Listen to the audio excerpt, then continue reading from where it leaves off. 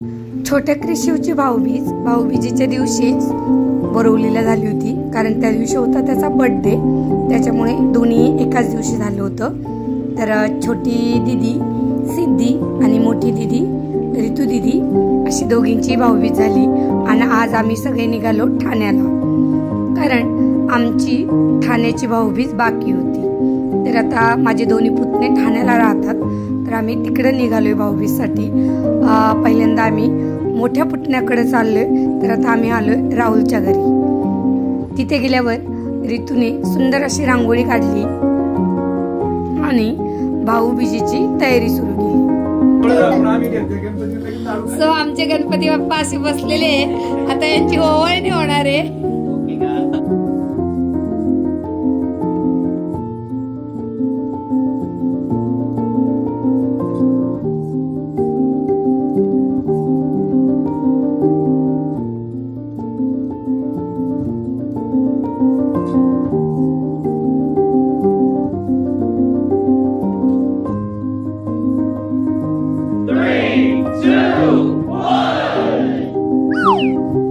खरं तर एसी चालू होता आणि दिवा राहत नव्हता, तर पाळीपाळीनी एक जण दिवा लावायचं काम करत होतं। तर फायनली आता दिवा आमचा पेटलाय आणि सुरू झाली भाऊबीज।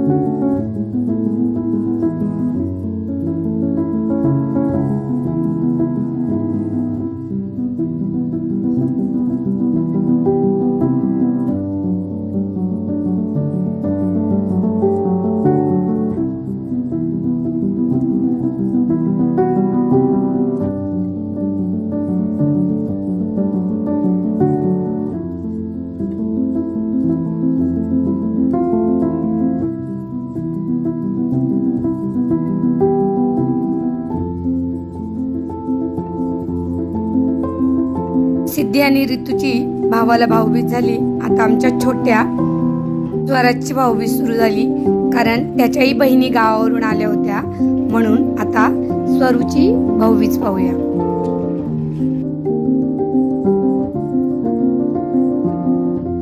ही आमची शांत स्वभावाची वृंदा। तर सगळ्यात पहिली भाऊबीज हिने केली, त्यानंतर मग छोटीने केली, तिचं नाव आहे ओवी।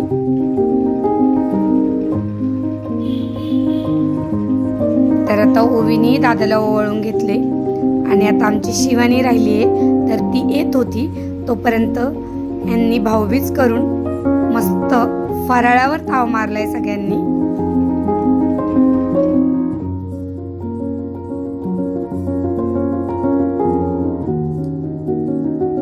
बहिणींचे भांडणं कुठं होत नाही, इथं यांची मस्ती चालूच होती। आणि सिद्धीचं आणि दीदीचं इथंही थोडंसं भांडण झालं। ही गावची बहीण आणि मुंबईची बहीण दोघी अचानक भेटल्या, तर त्यांना खूप आनंद झाला आणि सगळेजण असे मस्त एकमेकाला मिठी मारून भेटत होते।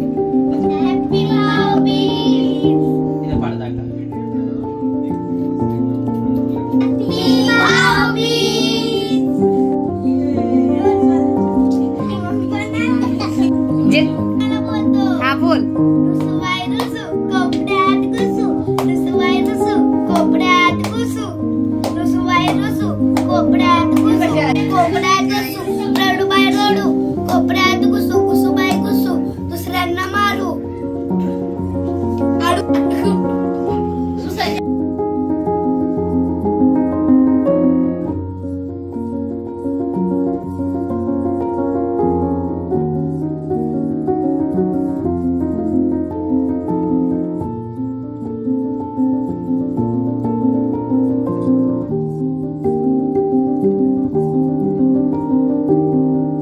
शिवानी थोडी लेट आली, त्याच्यामुळे तिची भाऊबीज थोडीशी नंतर झाली आणि नंतर सुरू झाली यांची मस्ती।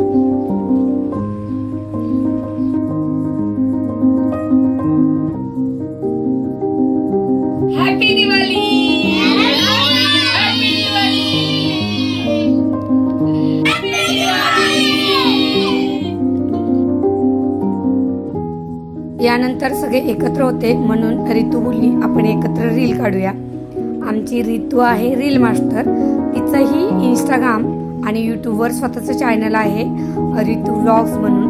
नक्की सबस्क्राईब करा आणि खूप सुंदर सुंदर तिचे रील असतात. तर आत्ता आमचंही ती रील बनवत होती आणि त्यात मुख्य रोल तिने पप्पाला दिला होता आणि रीलचं गाण्याचं नाव संतोष मामावर होतं.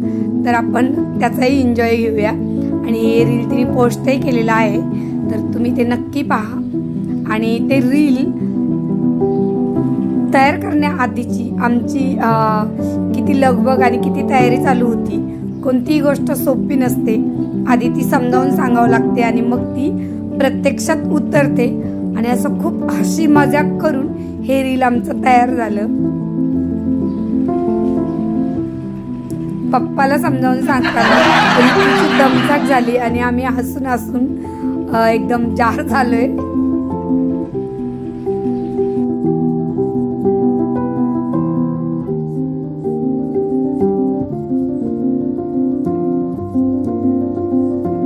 आणि आता फायनली तिने समजावून सांगून आमचं रीलसाठी आम्ही एकदम मस्त तयार झालो आणि अशी आमची भन्नाट रील बनलेली. सगळ्यांची लगबग चालू होती की रील कशी झालीये आणि खूप हसी मजाक आमचं चालू होतं. असं माझ्या दोन्ही सुना आहेत. आमची खूप मोठी फॅमिली आहे आणि या दोघी पुतण्यांच्या बायका आहेत. शेवटी ओवाळणी झाली, फराळ झालं आणि मग आता आम्ही निघालो छोट्या पुतण्याकडे. थोडेसे फोटो काढले आणि आता मस्त भन्नाट सगळ्यांनी एन्जॉय केलाय. शेवटी जाताना गावच्या मोठ्या भाऊजाईला पाहुणचार झाला. तिला साडी व ओटी भरण्यात आली.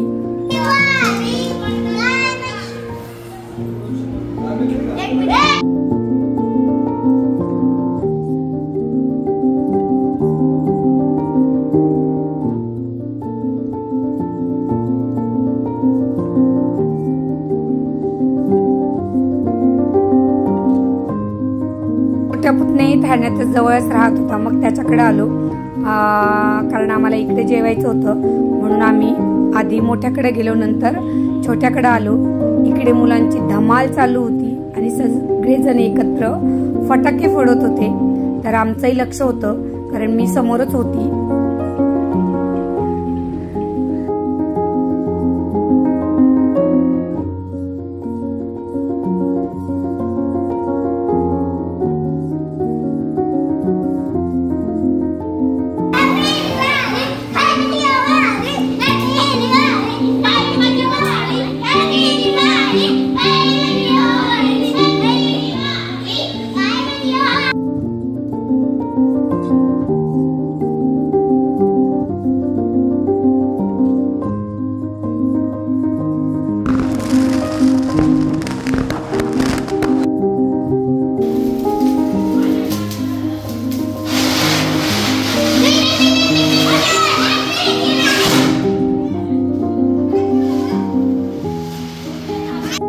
त्यानंतर इकडे ओवाळणीला सुरुवात झाली. मग सगळ्यात पहिली सिद्धीने ओवाळणी केली.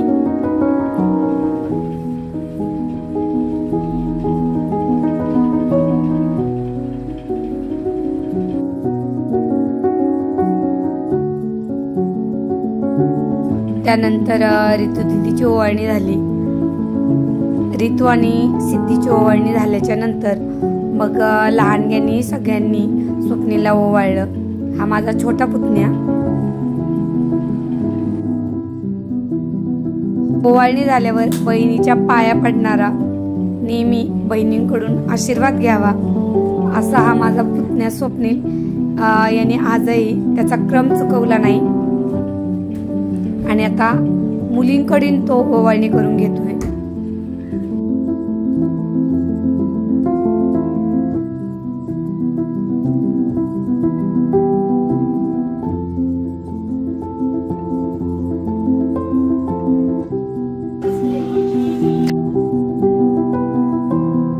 मग रितूनेही स्वप्नीलला भाऊबीज दिली आणि मस्ती चालू होती.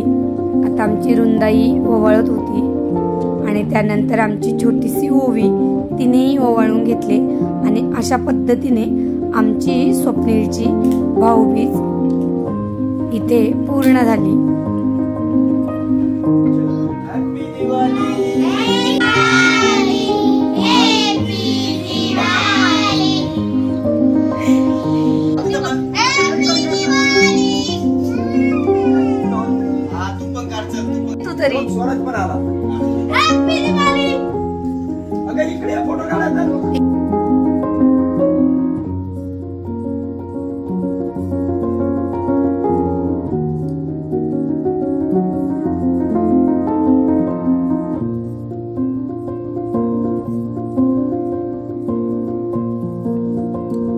मस्त मिसळपावचा बेत केला होता. मग सगळ्यांनी मिळून एकत्रित जेवण केलं आणि या आनंदाचा काही पारावरच नव्हता. जेव्हा सगळे एकत्र असतात तेव्हा मिळून मिसळून हसून खेळून असं आमचं हे जेवण चालू होतं आणि त्याचा आनंद आम्ही सगळेच घेत होतो.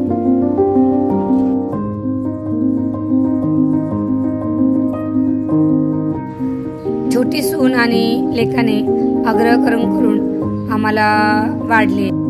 त्यानंतर सगळ्यांची आईस्क्रीम पार्टी झाली आणि नंतर गावची मोठी सून आलेली, तिला हळदी कुंकू लावून तिची ओटी भरण केले आणि आता आम्ही निघालोय घरी. पण घरी जाताना नुसती रडरड चालू झाली, कारण हे इतक्या वेळ एकत्र खेळणारे लहाने आता वेगळे होणार होते. त्याचं दुःख त्यांना खरं तर होत होतं आणि आमच्या शिवानीने एवढं रडायला सुरुवात केली की तिला या छोट्याशा ओवीला जाऊ द्यायचं नव्हतं गावाला. त्यामुळे तिचा आग्रह होता की तू इथंच राहा, पण आता तिला कोण सांगणार की शाळा सुरू होते आणि निघायला तर लागणारच.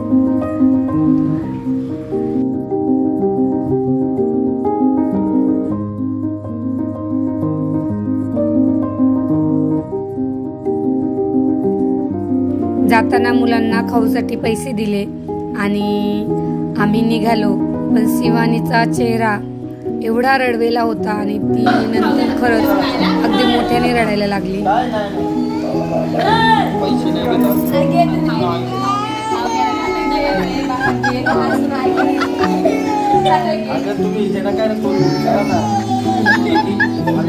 चप्पल नाही आमच्या काय क्यूट दिसते. आणि हे बघ माझं ड्रामा चालू इधर.